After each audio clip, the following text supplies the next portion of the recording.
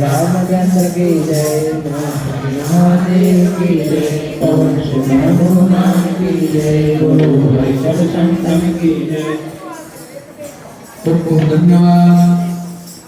આજના અજમાન ખૂબ લાભદાયક છે, કારણ કે આજે બાપુની હાજરીમાં 111 હનુમાન ચાલીસાના પાઠ દાદાના આજે ખૂબ સારો દિવસ અને બાપુની હાજરીમાં એવા વિમળાબેન, નરેશભાઈ, દીકરાડિયા ગામ બુરહાનપુર, हम तो भीमड़ा नहीं। हाँ सरस, खूब खूब धन्यवाद। दाताओं ने ताली की बधाई है। सरस लाभ મળ્યો બાપુની હાજરી 111 હનુમાન ચાલીસાના પાઠ, ખૂબ ખૂબ ધન્યવાદ છે। એક હનુમાન ચાલીસા બોલી પછી થોડી વાર હનુમાન ચાલીસાનું મહત્વ શું કહેવાય અને હનુમાન ચાલીસા શું કામ કરીએ, આપણે આટલું બધું ખૂબ ભેગું કરીએ અને આવું સરસ જમણવાર કરવું, આવું બધું શું કરવાની જરૂર છે, પણ એનું આખું મહત્વ થોડી વારમાં તમે બધાને બાપુ સમજાવશે। એક હનુમાન ચાલીસા આપણે કરવી। શ્રી ગુરુ શરણ સરોજ નિજમન મુકુલ સદા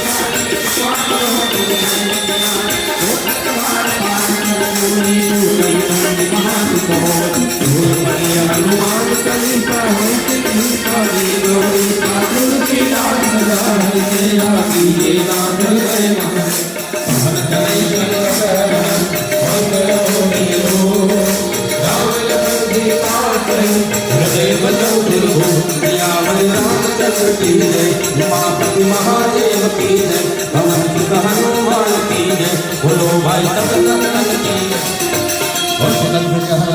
महाराज की, सद्गुरुदेव भगवान की।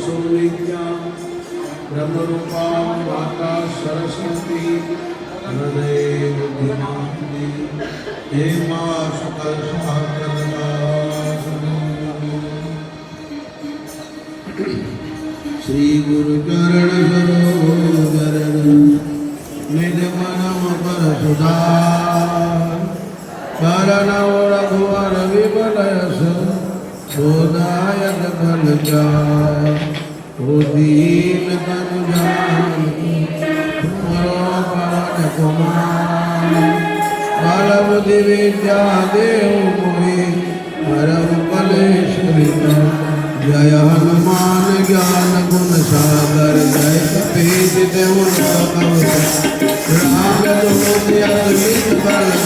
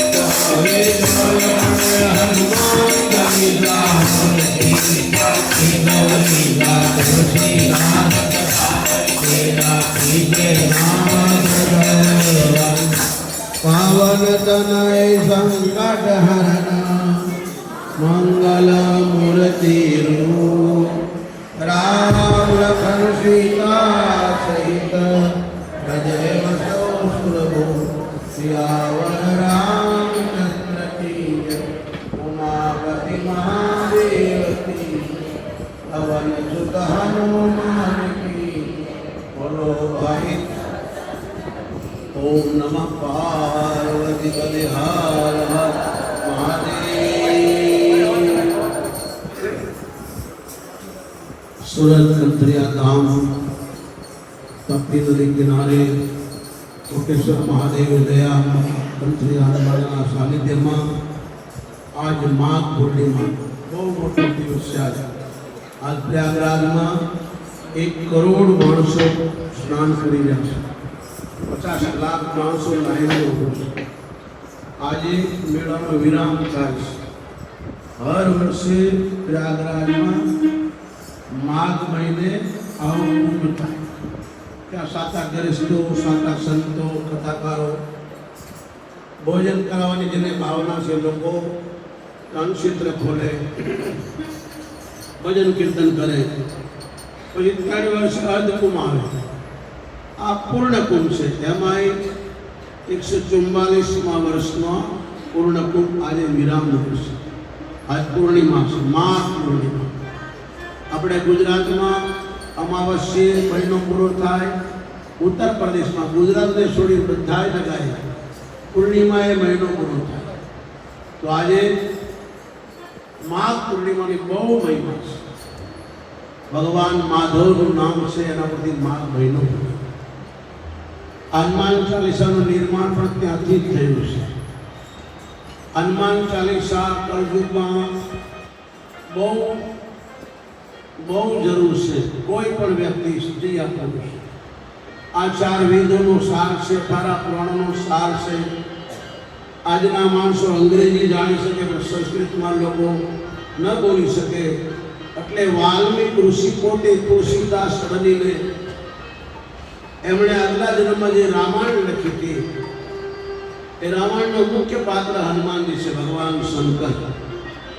મહાભારતમાં કોઈ અભિમન્યુ બનવા ત્યાં નથી થતું, ત્યારે ચંદ્રમાને બનવું પડે. અને રામાયણમાં કોઈ હનુમાન બનવા ત્યાં નથી થતું. રાવણના ત્રાસથી ધરતી ધ્રુજી ગઈ અને ગાયનું રૂપ લઈને ભગવાનને પુકારતા હતા. ભગવાન તો પ્રગટ નથી, પણ દેવતાઓ આવ્યા, દેવાનિદેવ મહાદેવ આવ્યા. બધાએ પૂછ્યું ભગવાન ક્યાં મળશે? કોઈ કે ક્ષીરસાગરમાં, કોઈ કે વૈકુંઠમાં, કોઈ કે ગોલોકમાં, કોઈ કે સાકેત ધામમાં. ત્યારે ભગવાન શિવ કહે છે, પાર્વતી હું ત્યાં હતો, મને પૂછવામાં આવ્યું કે ભગવાન ક્યાં મળશે? તો મહાદેવ કહે છે, હરિ વ્યાપક સર્વત્ર સમાના, પ્રેમ તે પ્રગટ હોય વે જાણ. તમે જ્યાં છો ત્યાં ભગવાનને પુકારો, ત્યાં પ્રગટ થાય. અને બધાએ પછી હનુમાન ચાલીસાનો પાઠ કર્યો અને ભગવાન નારાયણ પ્રગટ થયા, જેનું નામ પડ્યું બોલે વિષ્ણુ હરિનારાયણ ભગવાન. અને ભગવાને કહ્યું કે હું ભારતમાં પૃથ્વી ઉપર મનુને શત્રુપા દશરથને કૌશલ્યા થશે અને એને હું રામ રૂપે પ્રગટ થઈશ અને રાક્ષસોનો નાશ કરીશ. તમે બધાએ વાનરનું રૂપ લીધું, બધા દેવતાઓ વાનર થઈ ગયા. હનુમાન તળાવ તૈયાર નહોતું ત્યારે ભગવાન હરિએ ભગવાન શિવને કહ્યું, પ્રભુ હું તો આપનો ભક્ત છું, તમારા વગર આ રાવણ નહીં મરે, કારણ કે તમારો ભક્ત છે. અને માં ભગવતી એને શાપ આપ્યો છે, આ પૃથ્વી પધારો. ત્યારે ભગવાન શંકરે તથાસ્તુ કહ્યું, હનુમાન થવા તૈયાર થયા. અને માં પાર્વતીને કીધું કે તમે કૈલાસ કરો. ભગવતી જગદંબા ભગવાન ભોળાનાથ એક મિનિટ અલગ નથી મૂકતા. જગદંબાએ કીધું હું તમારા વગર નહીં રહી શકું, મારે આવું છે. ત્યારે ભગવાન શંકરે યાદ અપાવ્યું કે વર્ષો પહેલા તમે રાવણને શાપ આપ્યો હતો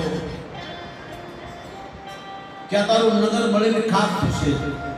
એટલે મહાદેવ હનુમાન બન્યા અને પાર્વતી એનું પૂછડું બન્યું. પદ્મ પુરાણમાં કથા છે કે લક્ષ્મી જોત પાર્વતીને કહેતી, પ્રભુ માતાજીને મોકલો, વૈકુંઠમાં મારી મોટી બહેન છે, મારે હું સન્માન કરવું છે, મારો જન્મદિવસ છે, બધાને બોલાવ્યા છે. પાર્વતી હા પાડી દીધી અને મહાદેવને કીધું હું જાઉં છું. લક્ષ્મીજી જે તિથિ આપણા દેશમાં તિથિ ચાલતી હતી, તારીખ નહીં. આજે ભારતમાં અમે લોકો તમે 2/11 માનો, 2 દશમ માનો, 2 માં ચંદ્ર ના માનો. અમે એકાદશી એટલે એકાદશી, તિથિ બદલતી નથી, દિવસો ઘટતા નથી. સૂર્યનારાયણ ભગવાનના 360 દિવસ છે, અમારે 1 સેકન્ડ ઓછું ન થાય. આ ભારત દેશ તિથિને માનવાનો છે, તારીખ નથી. આ ઘણા વિદ્વાનો વિરોધ કરે છે 144 વર્ષ કેવી રીતે થાય, અને તારીખને જોઈ અને કીધું આ 2025 છે, આમાં 144 થાય નહીં. બહુ મોટા વિદ્વાન છે. અને પછી સમજાવવામાં આવ્યું કે તમે તિથિ ગણો, તિથિ ગણો એટલે 3 વર્ષે પુરુષોત્તમ માસ આવે છે. રોજ તમારા મહિને તિથિઓ ઘટે તો 6 માસ પર પુરુષોત્તમ માસ આવે. પણ 3 વર્ષ એટલા આવે કે ભગવાન સૂર્યનારાયણ સવારે 6:30 વાગે ક્યારેક આવે, ક્યારેક 7 વાગે આવે, ક્યારેક 7:30 વાગે આવે, સાંજે ક્યારેક 7 વાગે અસ્ત થાય, ક્યારેક 6:30 થાય. એ જે ઘડી છે એની તિથિ ભેગી થાય એટલે પુરુષોત્તમ માસ બને. તો તિથિ પ્રમાણે 144 વર્ષ આ અમૃત સાધનો કુંભ છે. એટલે ભગવાન શંકરે અગસ્ત્ય ઋષિને કહ્યું કે આપ પ્રયાગરાજમાં આવો તો કુબેરની ઈચ્છા છે કે લક્ષ્મી મારી બહેન છે, હું એનો જન્મ દઉં છું. ત્યારે પાર્વતીએ કીધું કે મને જવા દો, તમે અહીં બિરાજમાન થાઓ. કારણ કે માને ખબર છે શિવજી મારું અપમાન સહન નહીં કરે. ભગવતી જાણતા હતા. અને પાર્વતી લક્ષ્મીના ઘેરે આવે છે. માને રસ્તામાં વિચાર કરતી હતી મારી પૂજા કરશે, મને બેસાડશે, મને ભેટ આપશે, દોડી મને દરવાજા બહાર લેવા આવશે, આવો ભાવ લઈને જતા હતા. પણ જ્યાં લક્ષ્મીના વૈકુંઠમાં પહોંચ્યા દ્વાર પર એમના ચોકીદારો હતા.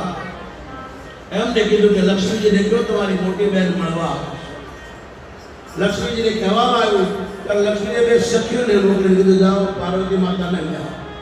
પોતે આવ્યા નહીં અને સખીએ કીધું આપણને અંદર બોલાવે છે. અને માએ કઈ ધ્યાન નાખ્યું ચલો કોઈ કામમાં હશે એટલે આવે છે. લક્ષ્મીજી આસન પર પણ ઊભા ન થયા.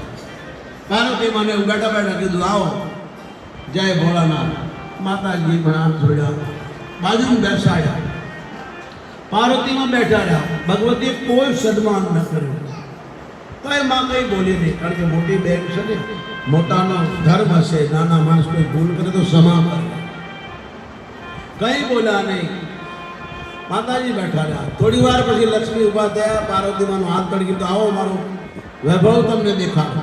7 માળની બિલ્ડિંગ દેખાડી.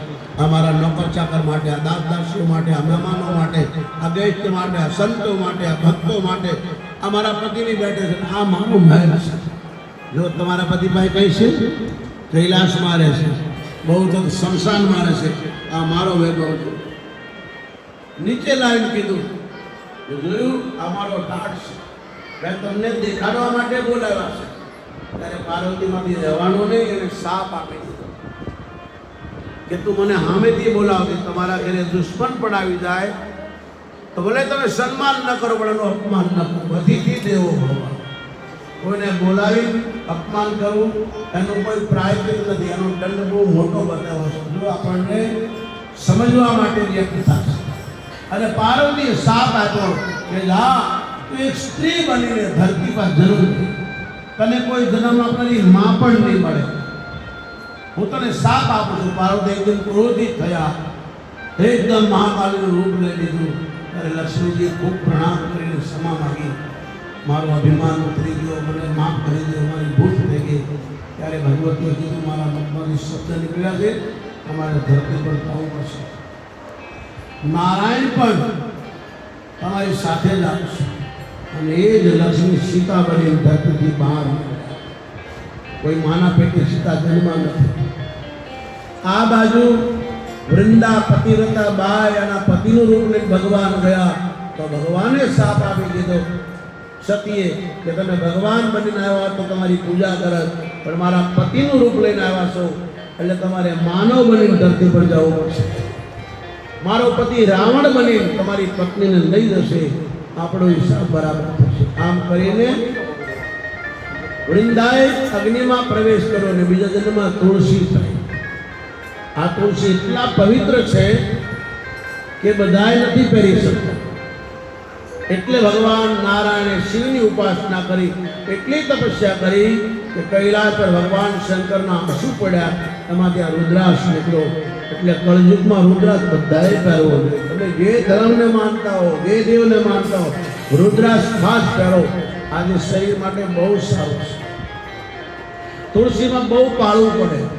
રુદ્રાક્ષ તમે 24 કલાક પહેરી શકો, કોઈ આભડછટ નહીં, કોઈ સૂતક નહીં, કારણ કે શિવજીની આંખમાંથી આંસુ પડ્યા એનો રુદ્રાક્ષ છે. અને એ ભગવાન શિવ હનુમાન બન્યા. અને આ પાર્વતી માએ શંકરને કહ્યું કે એવો મહેલ બનાવો કે દેવી દેવતાઓ જુએ, આશ્રય પડે અને લક્ષ્મી આવે એને જોઈને બે ભાન થઈ જાય એવો મહેલ બનાવો. મહાદેવે કીધું કે આપણે શમશાનમાં બરાબર છીએ. લોકો અહીં મરીને આવે છે, પછી એને કોઈ લેવા આવતું નથી. એ આવે છે, કોઈ બોલતા નથી. આપણે મહેલ બનાવશું તો મહેમાન આવશે, કોઈ આવશે, અતિથિ આવશે, એનું સન્માન કરવું અને જમાડવા, એના માટે વ્યવસ્થા કરવી પડશે.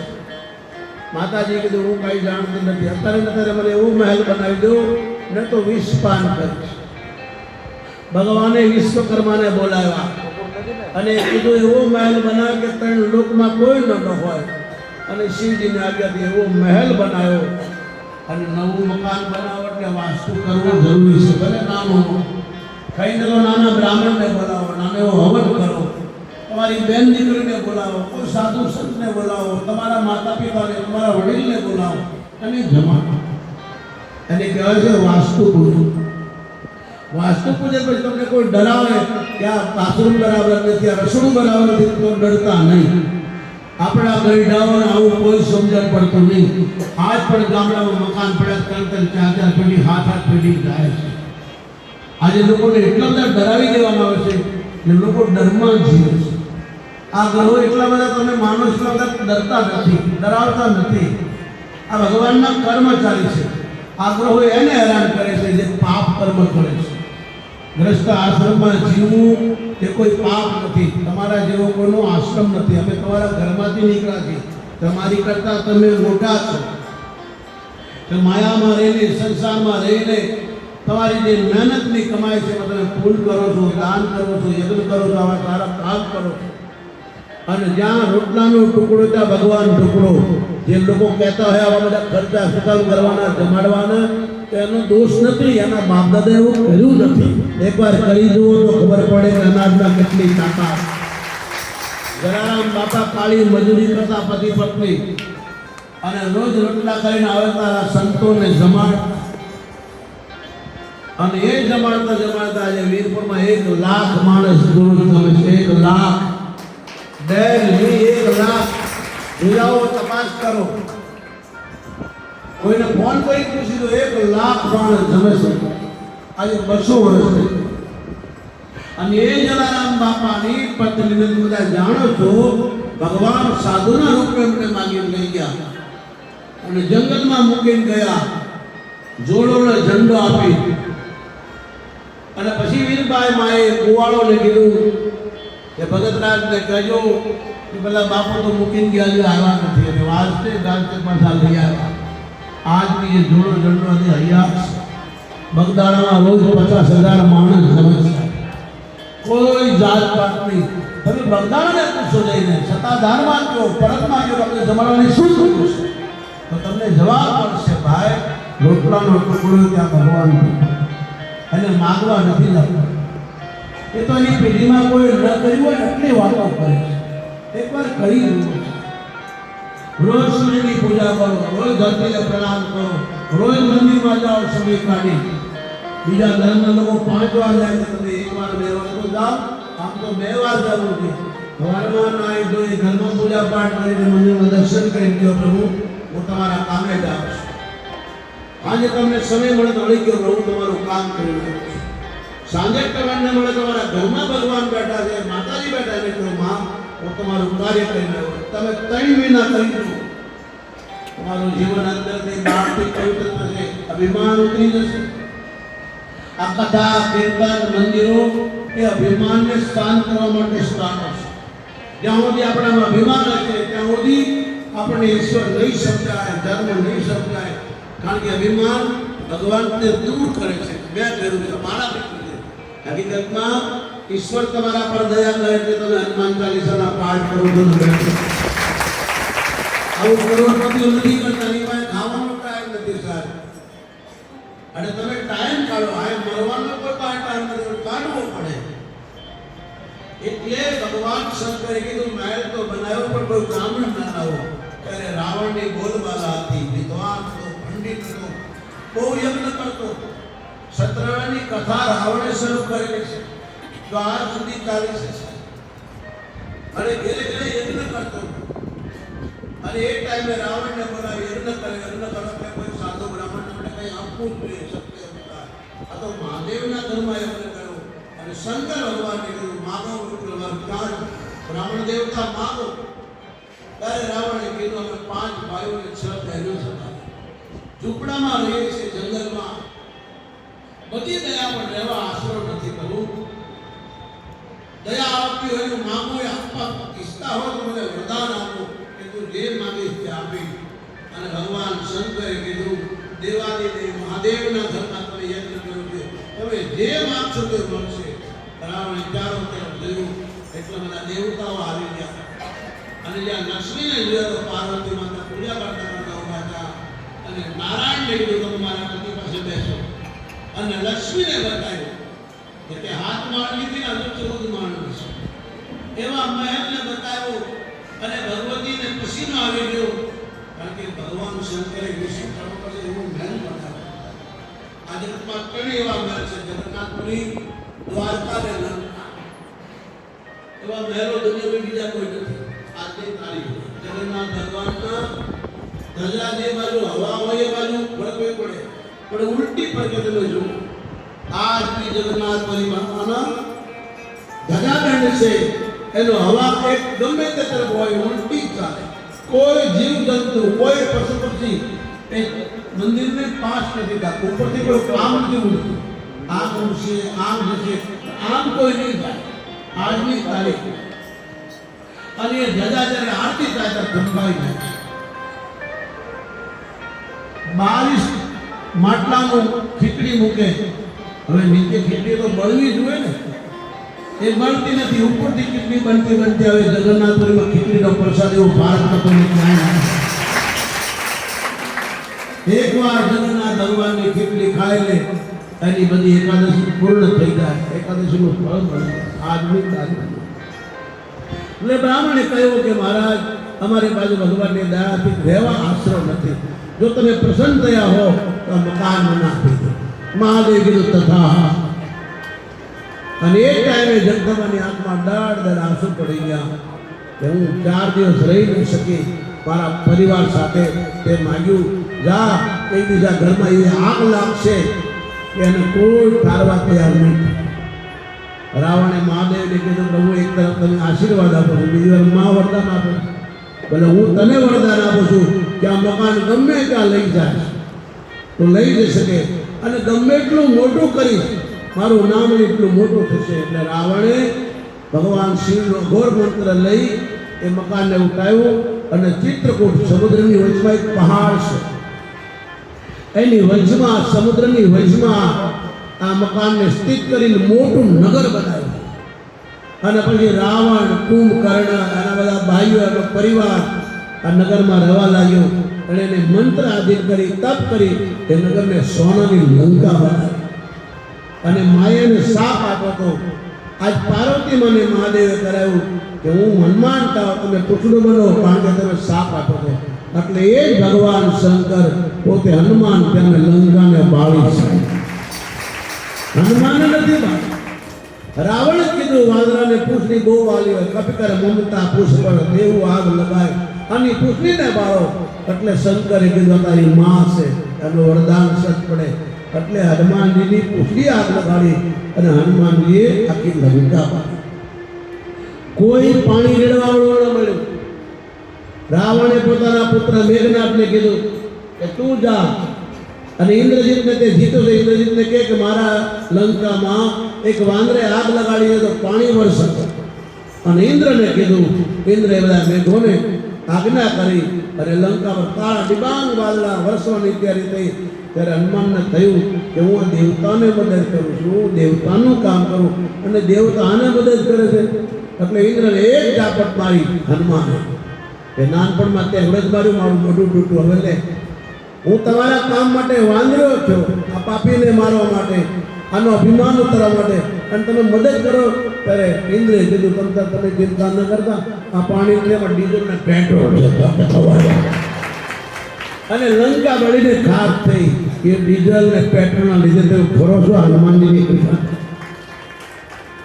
આવું કબંદ રામાયણમાં લખ્યું છે. એ લંકાના બોર્ડર પર એક કબંદ નામના ઋષિ થયા, એને લખ્યું છે. તો કહેવાનો ભાવ, એ જ મહાદેવ હનુમાન થયા, એણે લંકા બાળી. રામે જ્યારે પૂછ્યું કે લંકા તે બાળી, એમાં નથી બાળી. તો રાવણના પાપે, સીતાના તાપે અને મારા બાપે બાળી છે. હું હનુમાન બરોબર.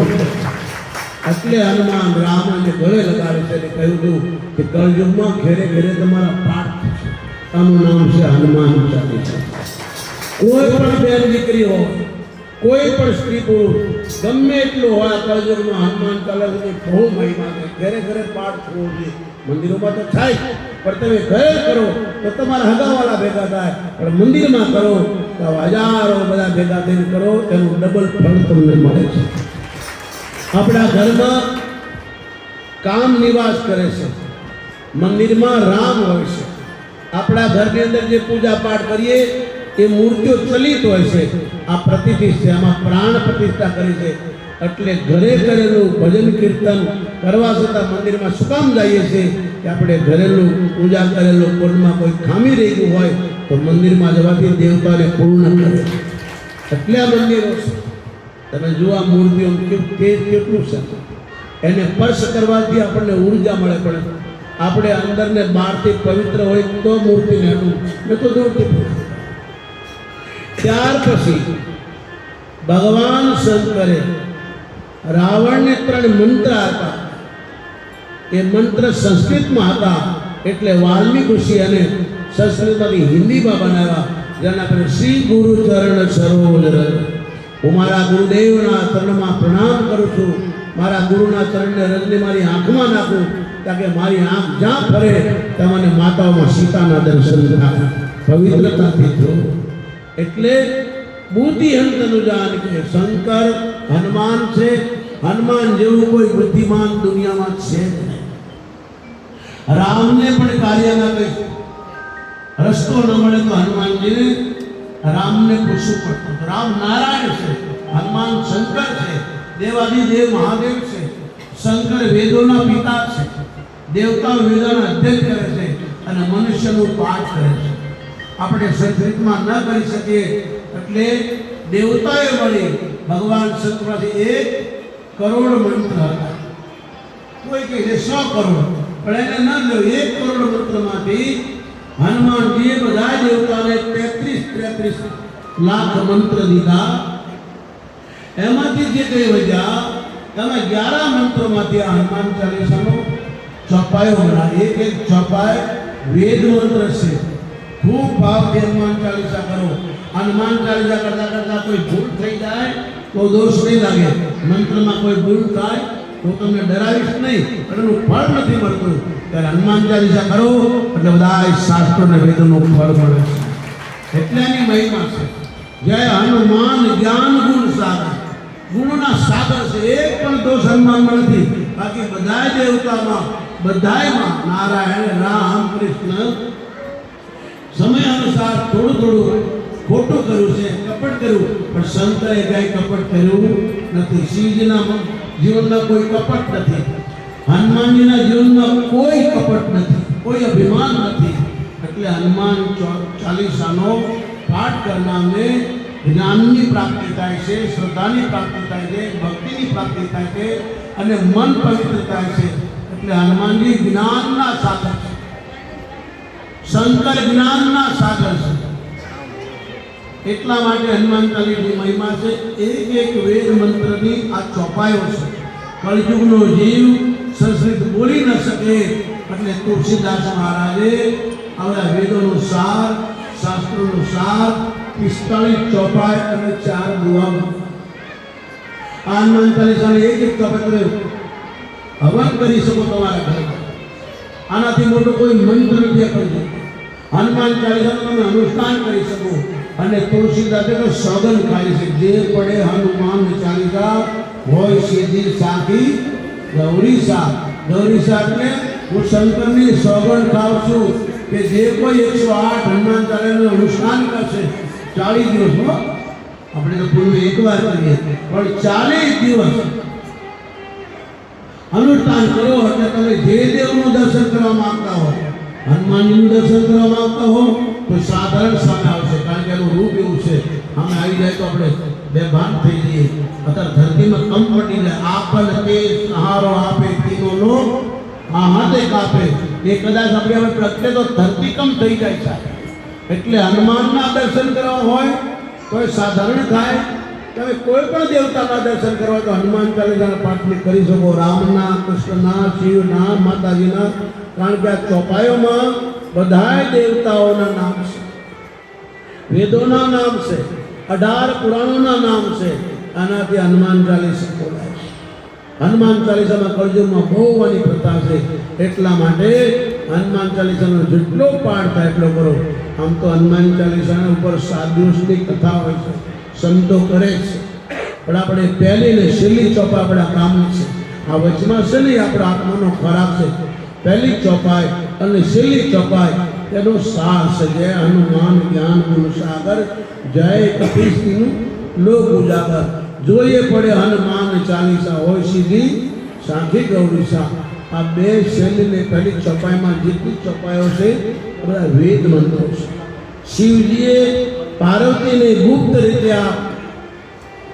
અને સાબર મંત્ર કે એને આપણે હનુમાન ચાલીસા કહીએ.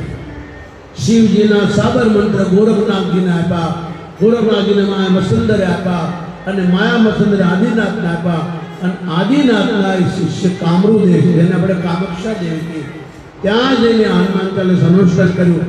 તો એ મૂર્તિમાં આજ પણ આકર્ષિત આવે છે. આજની તારીખમાં 4 દિવસ મંદિર બંધ રહે. આ હનુમાન ચાલીસાની તાકાત છે. જ્વાલામુખી દીવા બળે છે, હાથ ફેરવો તો દીવા ઠરે બી નહીં, તમારા હાથ બળે નહીં.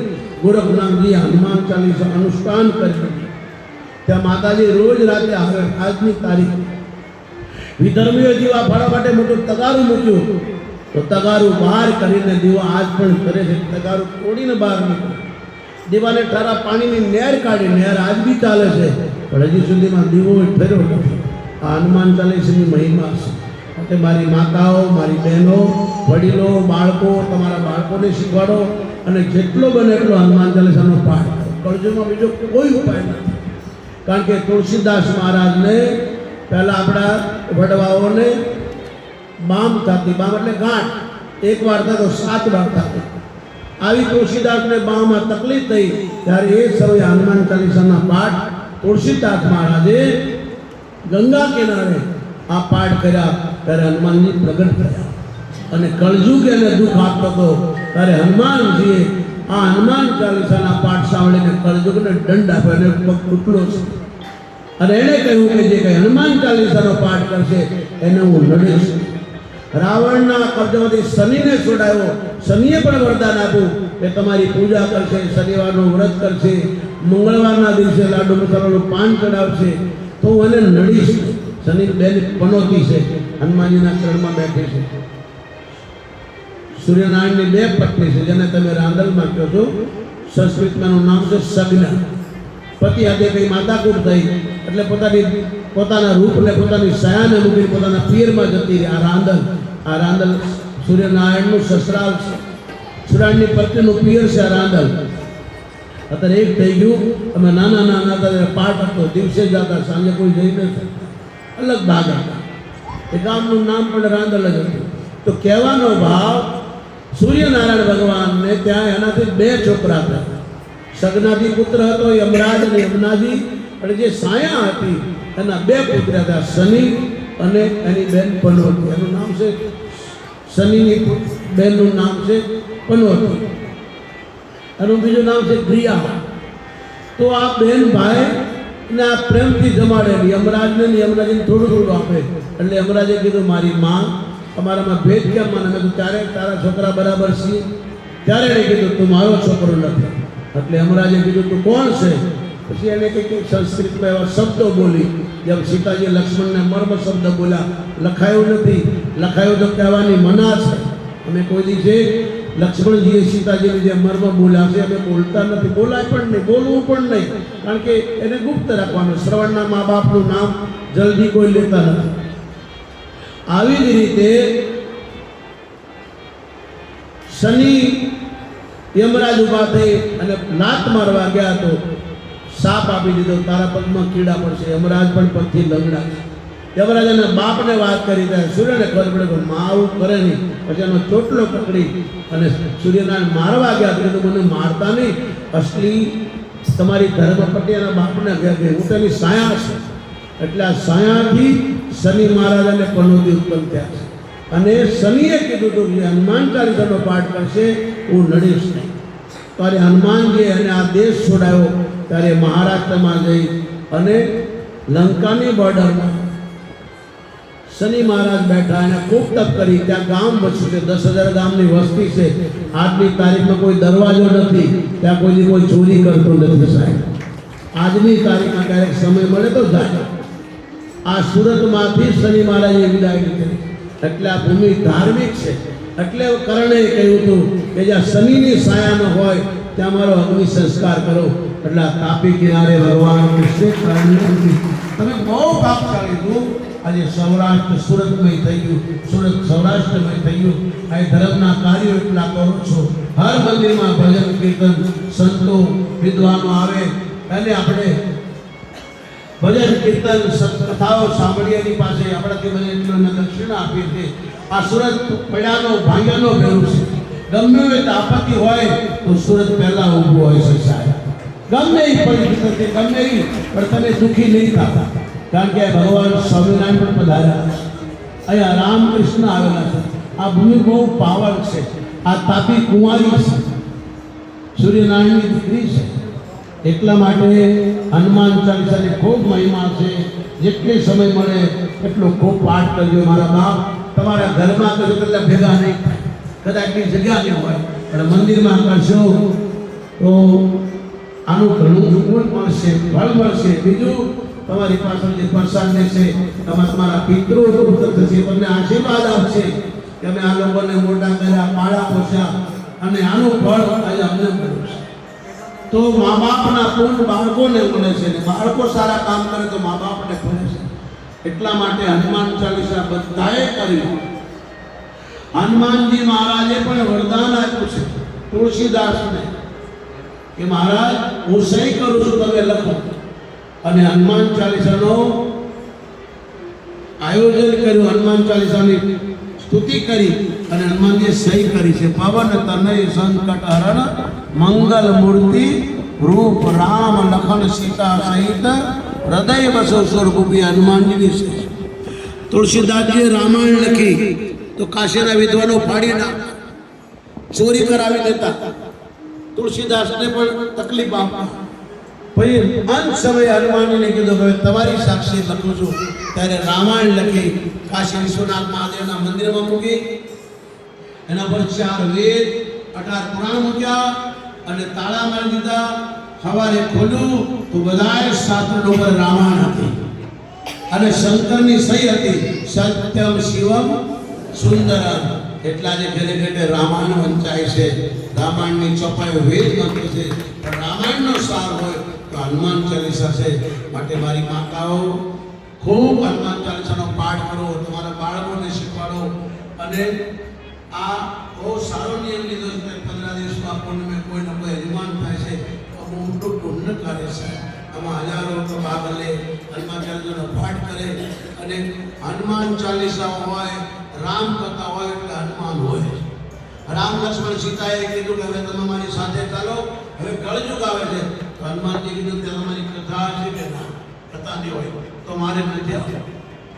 હું જ્યાં સુધી તમારી કથા ચાલશે ત્યાં સુધી હું આ ધરતી પર રહીશ. એટલે સુંદરકાંડનો પાઠ હોય, હનુમાન ચાલીસાનો પાઠ હોય કે રામ કથા એટલે હનુમાન હોય. કારણ કે હનુમાન ચાલીસામાં રામની મહિમા છે, ભક્તિની મહિમા છે, સત્યની મહિમા છે અને એક વેદ મંત્ર છે. એટલે જાજુ ન કહેતા ખૂબ હનુમાન ચાલીસાનો પાઠ કરો. ભગવાન શિવને પ્રાર્થના કરું, એના રૂપને પ્રાર્થના કરું કે હનુમાન ચાલીસા પાઠથી તમારા ઘરમાં સુખ શાંતિ રહે, તમારા ઘરનું વાતાવરણ ધાર્મિક રહે. તમે જે કંઈ કમાવશો એ તમારું ધન ચોરી ન જાય, દવામાં ન જાય, શરીર છે ક્યારેક જવું પડે. ડૉક્ટર અડધો ભગવાન છે. એટલે સંતોને પણ શરીરમાં તકલીફ થાય ઔષધિ લેવી પડે છે. આ શરીર છે, આ રોગનું ઘર છે, થાય. પણ એમાં એવું શંકા ન કરી કે બાપુ જેવાને તકલીફ થાય. અરે તમારું મારું શરીર એક જ છે સાહેબ.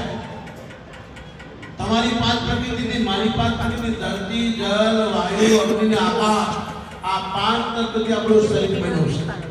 એટલા માટે આ હનુમાનજી 5 તત્વનો દેવ છે, જેનું નામ છે મહાદેવ. મહાદેવની આંખમાંથી જલ નીકળ્યું, મહાદેવના શરીરમાંથી વાયુ નીકળ્યો, મહાદેવના ચરણમાંથી અગ્નિ નીકળ્યો, મહાદેવના મંત્રથી આકાશ થયું અને મહાદેવના વસ્ત્રમાંથી ધરતી પ્રગટ થઈ. એટલે 5 તત્વનો દેવ છે હનુમાન. એનું નામ છે હનુમાન ચાલીસા. એટલા માટે ખૂબ એનો પાઠ કરો. સમય થવા આવ્યો છે, તમે 4 કલાકથી બેઠા છો. જાદુનગર દેખ હનુમાન ચાલીસાનો પાઠ કરી મારી વાણીને વિરામ આપો. આइए मेरे साथ सब बोले श्री गुरु चरण सरोज निज मन पर सुधार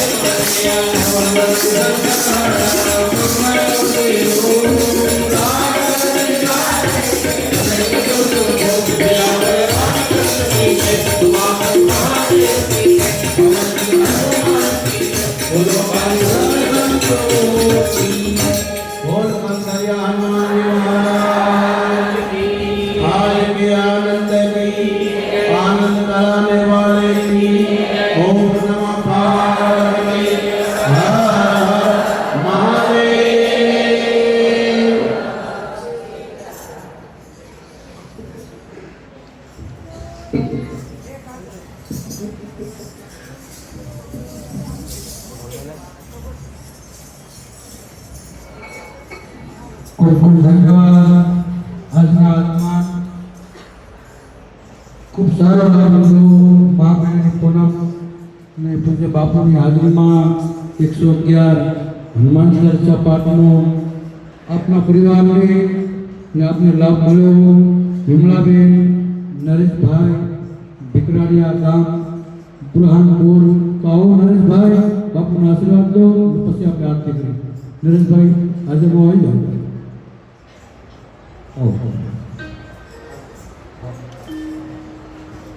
ખૂબ ખૂબ ધન્યવાદ.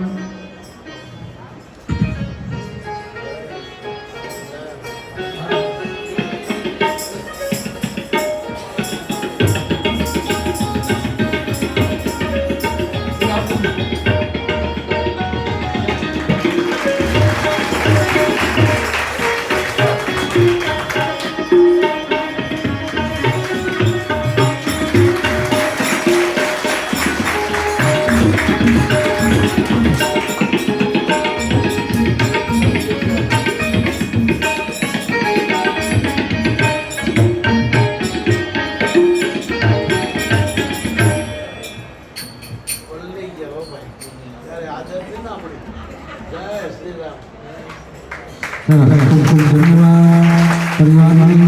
આવો પરિવાર સહિત દાદાની આરતી કરીએ. આપણા પરિવાર સહિત બધાને બોલો આરતી કરી દાદા. દર પૂનમે આપણે 111 હનુમાન ચાલીસાના પાઠ થાય છે. અલગ અલગ હનુમાન હોય છે. એમાં મહામહિનાની પૂનમના વિમલાબેન, નરેશભાઈ વિકરાળિયા, બુરહાનપુર ગામના ખૂબ ખૂબ ધન્યવાદ. પરિવાર સહિત હનુમાન દાદાના ચરણોમાં પ્રાર્થના કરીએ કે આપણા જીવનમાં ખૂબ પ્રગતિ થાય અને ખૂબ આગળ વધો. આપે આપેલું ધન હજારો માણસો પ્રસાદ લેશો, એનું પુણ્ય આપણા પરિવારને અને આપને મળે એવી દાદાના ચરણોમાં પ્રાર્થના. આવો પરિવાર સહિત બધા આત્માઈ થાય.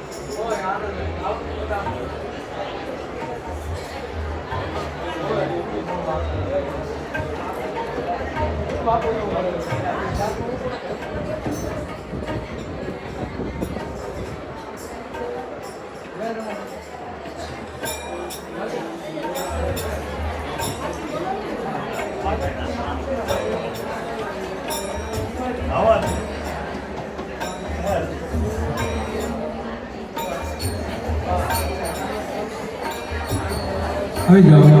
વિમલાબેન, નરેશભાઈના જે કોઈ મહેમાનો હોય તે બેઠા રહે અને આરતીમાં જે કોઈ બોલાવે તે આરતીમાં હોય.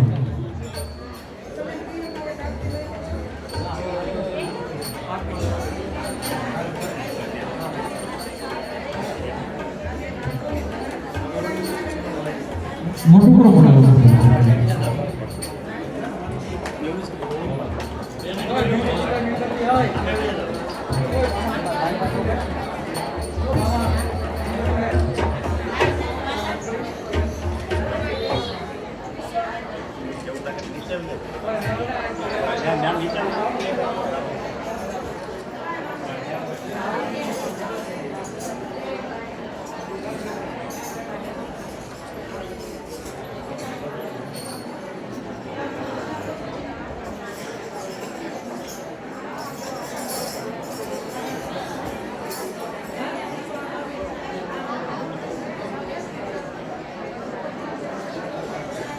એ સ્વામી શું કરે છો?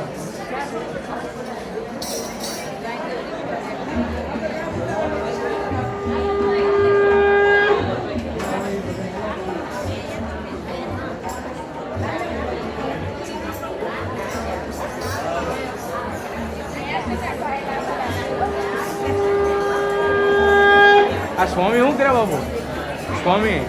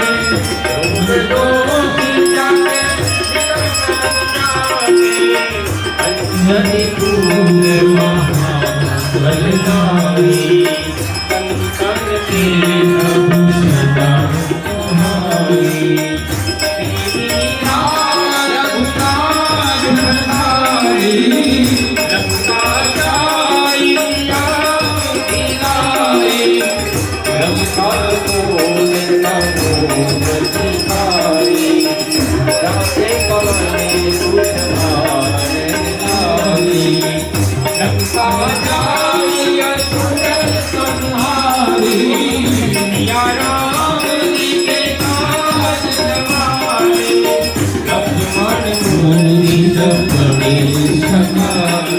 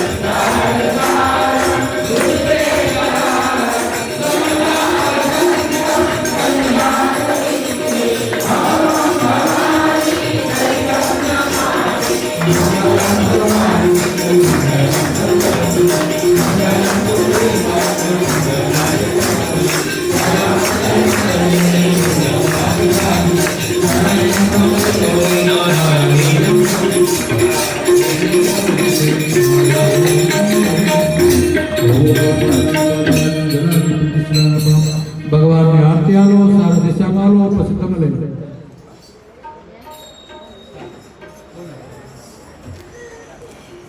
તાલ ધરાવો, તાલ ધરાવો. પાછળ આંબાઈ જાઓ.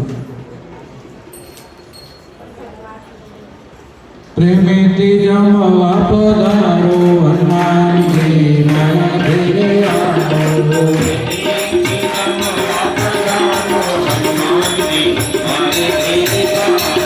હંસો પાલવના વાલા તોરણ બનાવો.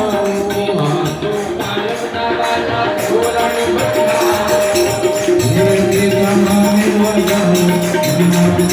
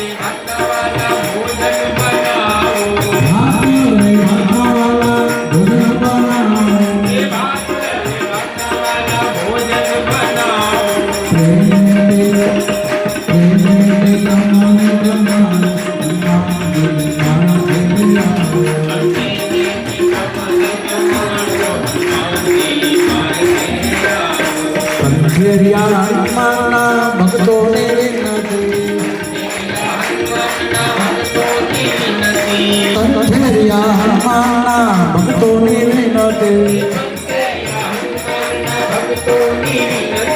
મારા ઘેરે જમા